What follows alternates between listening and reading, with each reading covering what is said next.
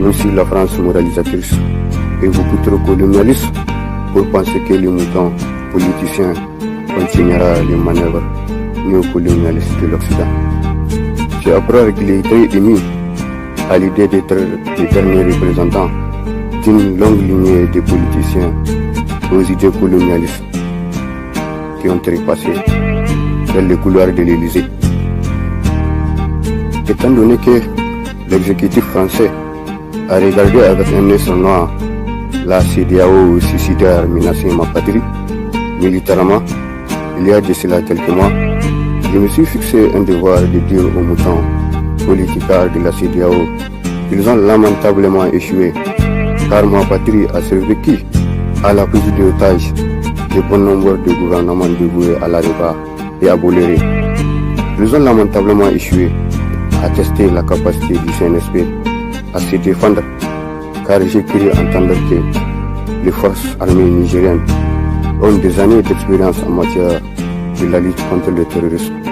Et en tant qu'enfant du Sahel, j'ai toute autorité à déclarer que le Niger est mien, tout comme le Luptako. Oui, et le Luptako symbolise la cavalerie qui chassera les néocolonialismes français hors des frontières de toute l'alliance des États du Sahel. Tout comme l'a fait Mobutu Boteta pendant le soleil des indépendances du Mali indépendant. Même si le président béninois a omis que le Niger a survécu aux sécheresses les plus féroces du climat sahélien.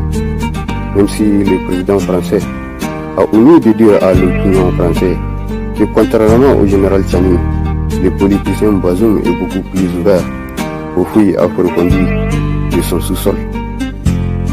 Il aurait dû dire clairement que le mouton naïf est beaucoup plus docile que le général de brigade Abdraman Tchani.